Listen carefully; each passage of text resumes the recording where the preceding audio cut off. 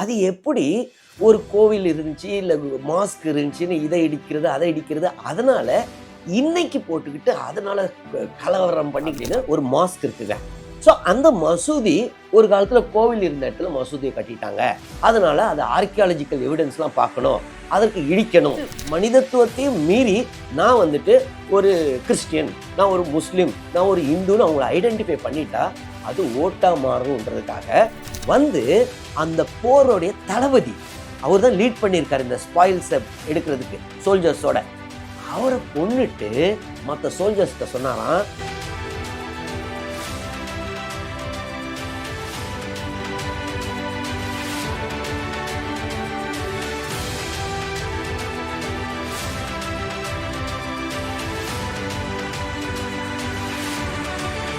வணக்கம் Israel Jebasingh. 1992 December மாதம் இந்த வீடியோ பார்த்துக்கிட்டு இருக்க முக்கால்வாசி பேர் பிறந்திருக்க மாட்டீங்க. நான் பார்த்தீங்கன்னா இப்போ first year of engineering college. Engineering எனக்கு பிடிக்காத ஒரு இது. ஏன்னா நான் டாக்டர் ஆகணும்னு ஆசைப்பட்டு மார்க் குறைஞ்சி என்ஜினியரிங் போய்கிட்டு இருந்தேன். ஃபஸ்ட் இயரு ரேகிங்லாம் உண்டு. அப்போல்லாம் பார்த்தீங்கன்னா செப்டம்பர் அக்டோபரில் தான் ஃபஸ்ட் இயர் கிளாஸஸ் ஆரம்பிக்கும் என்ஜினியரிங்க்கு. அதுக்கு முன்னாடி கவுன்சிலிங் அதெல்லாம் முடிச்சுட்டு ஸோ என்ஜினியரிங் அந்த ரேகிங் அப்போ ஒரு எரிச்சலோடு போய்கிட்டு இருந்தேன். ஒரு 2 மாதத்துக்குள்ளே டிசம்பர் 7ஆம் தேதி பார்த்தீங்கன்னா அது மண்டேன்னு நினைக்கிறேன், அதுக்கு முந்தின நாள் டிசம்பர் 6 பாபர் மசூதி இடித்த தினம். ஸோ டிசம்பர் 7 காலையில் காலேஜ் பஸ் போகும்போது ஒரு 2-3 பேருங்க காவி கொடியை கட்டிக்கிட்டு கத்துன்னு சந்தோஷத்தில் குதிச்சுக்கிட்டு அப்படி ஒரு எரிச்சல் இருந்துச்சு. என்ன இவங்களாம் மனுஷங்களா அப்படின்னு. ஆனால் இது தமிழ்நாடு. பார்த்தீங்கன்னா அப்பயே ஒரு சில சீனியர்ஸ் ஃபைனல் இயர் ஸ்டூடெண்ட்ஸ்லாம் அந்த காலேஜ் பஸ்ஸில் இருந்தவங்க வந்துட்டு, இந்த பசங்க பார்த்தீங்கன்னா செகண்ட் இயரோ தேர்ட் இயரோ, ஸோ அவங்க வந்துட்டு இந்த மாதிரிலாம் பண்ணக்கூடாதுன்னு கொஞ்சம் மிரட்டினாங்க. அதற்கு அப்புறம் தான் அந்த கொடியெல்லாம் அவுத்தாங்க. ஸோ அது என்ன இன்னைக்கும் என் மனசில் ஆழமாக பதிஞ்ச ஒன்று. அது எப்படி ஒரு கோவில் இருந்துச்சு, இல்லை மாஸ்க் இருந்துச்சுன்னு இதை இடிக்கிறது, அதை இடிக்கிறது, அதனால் இன்னைக்கு போட்டுக்கிட்டு அதனால் கலவரம் பண்ணிக்கிட்டு பார்த்தீங்கன்னா அப்போல்லாம் வடக்க அப்படி ஒரு கலவரம், எத்தனையோ பேர் இறந்தார்கள். சில வருடங்களுக்கு பிறகு, அதாவது 1992 10 வருஷம் கழிச்சுங்க, பிப்ரவரி மாதம் 2002 கோத்ரா வயலன்ஸ் குஜராத்தில். நான் பார்த்தீங்கன்னா இப்போ குஜராத்தில் தான் இருந்தேன். பரோடாவில் ஐஆர்டிஎஸ் ஆஃபீஸர்ஸ்க்கு ட்ரைனிங் வந்துட்டு railway staff college Baroda. So என்னுடைய ட்ரைனிங் சமயம் அது. அப்போது கேட்டெல்லாம் பூட்டிடுவாங்க, அது ஒரு பேலஸ் தான். இருந்தாலும் வேணும்னா வெளியில் போய்க்கலாம். ஸோ அதாவது வெஹிக்கிள்ஸ் உள்ளெல்லாம் வர முடியாது. ஒரு நாள் அந்த ஈவினிங் வெளியில் போகும்போது இன்றைக்கும் மறக்க முடியாது, அப்படியே பைக்கில் வந்துட்டு, அதாவது ஒரு பைக்கு கிடையாதுங்க, நூற்றுக்கணக்கான பைக்கில் நிறைய வெப்பன்ஸோட கத்திக்கிட்டு, எனக்கு எங்கள் ரயில்வே ஸ்டாஃப் காலேஜுக்கு வெளியிலேயே ஒரு சின்ன கடை இருக்கும், பெட்டி கடை. ஒரு வயசானவர் இருந்தார், நான் எந்த மதம்லாம் சொல்ல விரும்பலை. ஆனால் அதை எரிச்சு அதெல்லாம் எரிஞ்சு கிடந்துச்சு. அப்புறம் தான் கேள்விப்பட்டேன் அவர் இறந்துட்டாருன்னு. ஸோ இப்படிப்பட்ட ஒரு வயலன்ஸ் எதற்காக? ஒரு சிலர் ஆட்சியை பிடிக்கவோ இல்லைன்னா தாங்க பிடிச்ச ஆட்சியை சஸ்டெயின் பண்ணுறதுக்காகவோ. இது காலங்காலமாக தான் நடந்துக்கிட்டு இருக்கு. பல நூற்றாண்டுகளாக எல்லா மதமுமே இப்படி பண்ணியிருக்காங்க. கிறிஸ்தவர்கள் பார்த்தீங்கன்னா குருசேட்ஸ் அப்படின்னு மற்ற மதத்தெல்லாம் அடிக்கிறது, கொல்றது. காரணம் என்ன? ஒரு சிலர் பவரில் இருக்கணுன்றதுக்காக. அதற்காக மொத்த காமன் மேனையும் இது நம்ம மதம், நம்ம மதத்துக்கு த்ரெட்டு வந்துருச்சு அப்படின்னு சொல்லி பேசிக்காக இவங்க பவரில் இருக்கணுன்றதுக்காகங்க. ஆனால் 21st செஞ்சுரியில் 21ஆம் நூற்றாண்டில் நம்ம நாட்டில் நடக்குது அப்படின்னும் போது, அதான் நான் 2002 குஜராத்தில் இருக்கும்போது அவ்வளோ கஷ்டமாக இருந்துச்சு. என்னடா எத்தனை பேர் இறந்துக்கிட்டு இருக்காங்க அப்படின்னு. சரி, ஒரு வழியாக முடிஞ்சுது அப்படின்னு பார்க்கும்போது மீண்டும் இப்போ கொஞ்ச காலமாக திருப்பி ஆரம்பிச்சிருச்சுங்க. பார்த்தீங்கன்னா சில மாதங்களுக்கு முன்னாடி பார்த்தீங்கன்னா இந்த சம்பால் அப்படின்னு உத்தரப்பிரதேசத்தில் பார்த்தீங்கன்னா ஷாஹி ஜமா மஸ்ஜித் அப்படின்னு ஒரு மாஸ்க் இருக்குங்க. ஸோ அந்த மசூதி ஒரு காலத்தில் கோவில் இருந்த இடத்துல மசூதியை கட்டிட்டாங்க. அதனால அது ஆர்கியாலஜிக்கல் எவிடன்ஸ்லாம் பார்க்கணும், அதற்கு இடிக்கணும், அதாவது அயோத்தியா மாதிரி மீண்டும் இங்கே பண்ணலான்னு. அதற்கு சில மாதங்களுக்கு முன்னாடி பார்த்தீங்கன்னா கியான்வாபி மாஸ்க், அது எங்க? வாரணாசி உத்தரப்பிரதேஷ். அங்கேயும் இதே தான், ஆர்கியாலஜிக்கல் எவிடன்ஸ் பார்க்கணும், சிவலிங்கத்தை இது பண்ணணும்னு இருக்கு கீழே அப்படின்னு. ஸோ இது ஒவ்வொரு வாட்டியும் இந்த மாதிரி அஜ்மீர் ஷெரீஃப்லையும் ராஜஸ்தானில். ஸோ உங்க எல்லாமே என்னன்னா பேசிக்காக ஒரு கலவரத்தை உண்டு பண்ணிட்டா 2 மதங்கள் அடிச்சுப்பாங்க. அப்போ ஆட்டோமேட்டிக்காக நான் ஃபஸ்ட்டு மனிதத்துவத்தையும் மீறி நான் வந்துட்டு ஒரு கிறிஸ்டியன், நான் ஒரு முஸ்லீம், நான் ஒரு இந்துன்னு அவங்கள ஐடென்டிஃபை பண்ணிட்டா அது ஓட்டாக மாறும்ன்றதுக்காக இது ஆட்சியாளர்களே இந்த கலவரத்தை தூண்டிக்கிட்டு இருக்குது ரொம்பவே மோசமான ஒரு விஷயம். ஒரு சிலர் கேட்பீங்க, ஏங்க ஒருவேளை சர்ச்சை இடிச்சிட்டு மசூதி கட்டினா நீங்கள் சும்மா இருப்பீங்களான்னு. டர்க்கியில் பார்த்தீங்கன்னா ஹகியா சோஃபியா அப்படின்னு ஒரு மாஸ்க் இருக்குங்க. அது ஒரு காலத்தில் சர்ச்சாக இருந்தது, அதற்கப்புறம் இப்போ மசூதியாக இருக்குது. காலம் காலமாக திடீர்னு யாரோ அந்த காலத்தில் என்ன பண்ணுவாங்க, அரசர்கள் இன்னொரு இதை பிடிக்கும்போது அங்கே இருக்கிற ஐடென்டிட்டியை இது பண்ணிட்டு டிஸ்ட்ராய் பண்ணிட்டு இவங்க எஸ்டாப்ளிஷ் பண்ணுவாங்கங்க அவங்க ஐடென்டிட்டியை. ஸோ மதத்தை வச்சு தான் ஆட்சியை பிடிச்சாங்க, மதத்தை வச்சு ஆட்சியை சஸ்டெயின் பண்ணாங்க. ஸோ அதற்காக இப்போ போயிட்டு ஹகியா சோஃபியா மாஸ்க் வந்துட்டு இடிச்சிட்டு சர்ச்சு கட்டலாமான்னு கேட்டிங்கன்னா அதை விட ஒரு கேவலமான ஒரு விஷயம் வேற எதுவுமே கிடையாதுங்க என்னை பொறுத்த வரைக்கும்.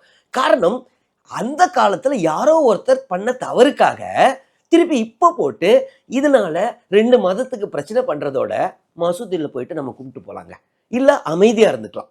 ஆனால் மதத்தை வச்சுட்டு திருப்பி சண்டை போடுறது வந்து மிருகத்தனம்னு கூட சொல்ல மாட்டேன். ஏன்னா மிருகங்க யாரும் இந்த மாதிரி பண்ணுறது கிடையாது. சரி, அப்போ வெறும் மசூதிகள் தான் இப்படி பண்ணுறாங்களா? அப்படிலாம் கிடையாது. மசூதியை இடிச்சிட்டு சர்ச்சு கட்டியிருக்காங்க. ஸ்பெயினில் பார்த்தீங்கன்னா கெத்தீட்ரல் ஆஃப் கொர்டோபா அப்படின்னு சொல்லுவாங்க. அது என்ன, ஒரு காலத்தில் மசூதி, அதை கிறிஸ்டியன்ஸ் இடிச்சிட்டு சர்ச்சாக வச்சுருக்காங்க இப்போ. ஸோ எதையுமே ஸ்டேட்டஸ் கோவாக வச்சுக்கிறது தான் பெட்டர். இல்லைன்னா இன்னைக்கு மத கலவரம் வரும். அதற்காக இப்போ இது வரைக்கும் நான் சொன்ன எல்லாமே, இந்த அஜ்மர் ஷெரீஃபாக இருக்கட்டும், கியான்வாபி மாஸ்க்கு, ஸோ இதெல்லாம் ஒரு காலத்தில் அப்போ இடிச்சிட்டு தான் கட்டினாங்களான்னா அதெல்லாம் கிடையாதுங்க. அப்படி இருக்கவும் வாய்ப்பு இல்லை.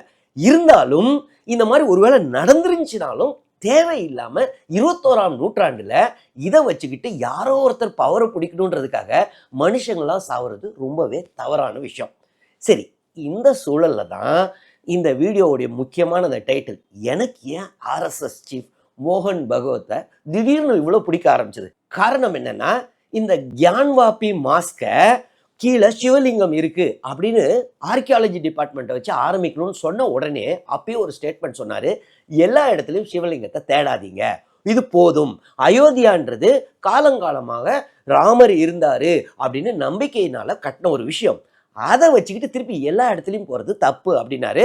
ஆனால் உடனடியாக பார்த்தீங்கன்னா அப்போ இருந்த சுப்ரீம் கோர்ட்டு சீஃப் ஜஸ்டிஸ் வந்துட்டு என்ன பண்ணாரு, இல்லை நாங்கள் எவிடன்ஸ் இருக்கான்னு தானே பார்க்க போகிறோம் அப்படின்னு.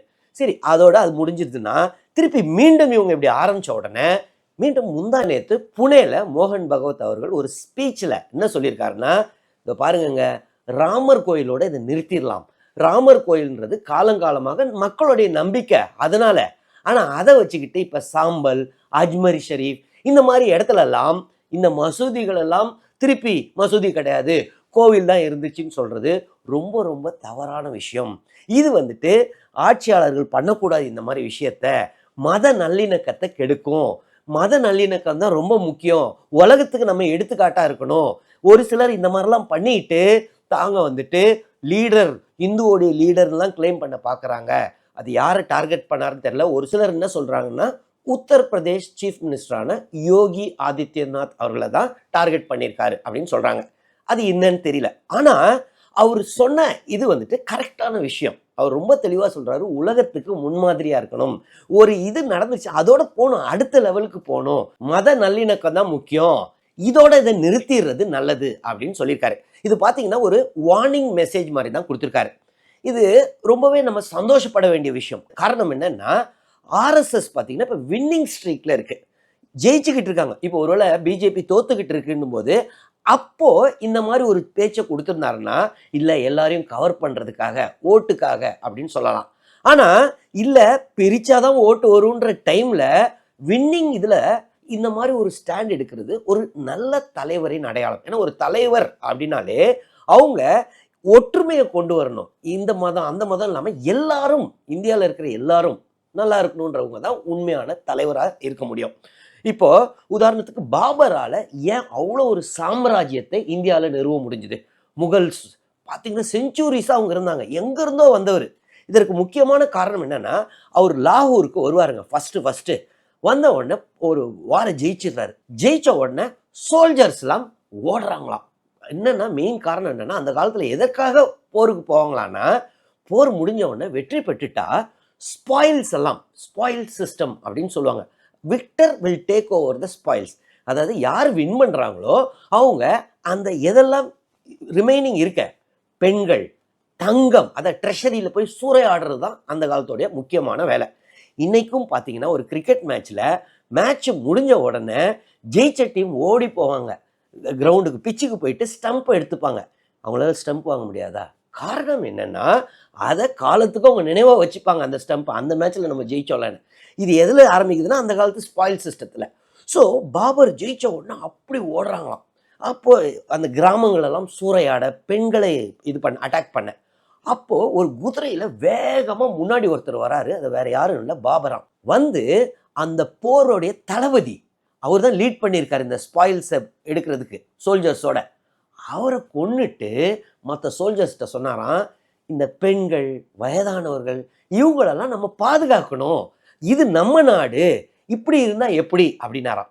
ஸோ அந்த ஆட்டிடியூட் ஒரு தலைவனா, அதாவது அந்த மாபா இருக்கும்போது, வெற்றி பெற்றதுக்கு அப்புறம் அந்த மாப் இருக்கு பாருங்க, அந்த மாப் சைக்காலஜியை எதிர்த்து இல்லை எது தவறு இது சரி அப்படின்னு சொல்றவர் தான் தலைவர். ஸோ அந்த விஷயத்தை, அதனால தான் பாபரால ஒரு சாம்ராஜ்யத்தை நிறுவ முடிஞ்சுது. அவர் இறக்கும்போது கூட தன்னுடைய மகனான ஹுமாயூன்ட்ட சொன்னாராம், எப்பா இந்த நாட்டை உன்ட்ட விட்டு போறேன், தயவுசெய்து ஒன்று நினைச்சுக்கோ, இங்க மாடுகள் எல்லாம் ரொம்ப இதாக நினைப்பாங்க, சேக்கரடா நினைப்பாங்க, அதெல்லாம் பார்த்துக்கோ, அப்பதான் நீங்க ஆட்சியில் இருக்க முடியும், சஸ்டெயின் பண்ண முடியும், எல்லா மதத்தையும் ஒன்னா இணைச்சு வழி நடத்து, அதுதான் ஒரு ராஜாக்குரிய தகுதி அப்படின்னு சொல்லியிருக்காரு. ஸோ இதே மாதிரி தான் இன்னைக்கு வின்னிங் இதில் இருக்கும்போது ஆர்எஸ்எஸ் சீஃப் மோகன் பகவத் அவர்களுடைய ஸ்டேட்மெண்ட், மத நல்லிணக்கம் தான் முக்கியம், இதோட நிறுத்திக்கோங்க, திருப்பி ஒவ்வொரு மசூதியோ இல்லை எல்லா இடத்துக்கும் போய் இந்த மாதிரி பிரச்சனை பண்ணாதீங்கன்னு சொல்றது ஒரு நல்ல விஷயமா தான் எனக்கு தோணுது. ஒரு சிலர் சொல்லுவீங்க, இல்லைங்க அது உள்ள இன்டர்னல் பாலிடிக்ஸ் நடக்கும், அதற்காக தான் ஆர்எஸ்எஸ் சீஃப் இப்படி சொல்லியிருப்பாருன்னு. சரி, இன்டர்னல் பாலிடிக்ஸ்க்காக கூட சொல்லட்டுமேங்க, ஏதோ ஒன்று நல்ல விஷயத்த சொன்னாருன்னா அது ரொம்பவே நல்ல விஷயம். ஸோ என்னை பொறுத்தவரை ஆர்எஸ்எஸ் சீஃப் மோகன் பகவத் அவர்களுடைய ஸ்டேட்மெண்ட்டு ரொம்பவே வரவேற்கத்தக்க விஷயம், பாராட்டத்தக்க விஷயம். அது இல்லாமல் ஒரு ஆர்எஸ்எஸ் சீஃபே இப்படி சொல்லிட்டாருன்னா இனிமேல், ஏன்னா ஆர்எஸ்எஸ் உடைய சப்போர்ட் இல்லாமல் பாரதிய ஜனதா கட்சியால் ஆட்சியை பிடிக்க முடியாது, அது எல்லாருக்குமே தெரியும். ஸோ ஆட்டோமேட்டிக்காக மற்ற இடத்தெல்லாம் இது, ஏன்னா இப்போ இது ஆரம்பிச்சிருச்சு, அங்கே அஜ்மீர் ஷெரீஃப், ஷாம்பால், இந்த மாதிரி பல இடத்துல ஆரம்பிச்சிட்டாங்க. ஸோ இதெல்லாம் வச்சு நான் திருப்பி தலைவனாவேன்னு நினைக்காதீங்க, இதோட நிறுத்திடுங்க அப்படின்னு சொன்னது ரொம்பவே வரவேற்கத்தக்க விஷயம். இது என்னுடைய வியூ. உங்களுடைய வியூ என்ன? இல்லை அவர் சொன்னது தப்பு அப்படின்னு நினச்சிங்கனாலும் கமெண்ட்ஸ் எழுதுங்க, நான் பார்த்து தெரிஞ்சுக்கிறேன். இல்லை கரெக்ட் தானாலும் கமெண்ட்ஸ் எழுதுங்க. அது இல்லாமல் இந்த வீடியோவில் ஏதாவது டவுட்ஸ் இருந்துச்சுன்னா கமெண்ட்ஸில் எழுதுங்க, நான் கிளாரிஃபை பண்ணுறேன். தொடர்ந்து இந்த சேனல் மூலமாக சந்திப்போம். நன்றி, வணக்கம்.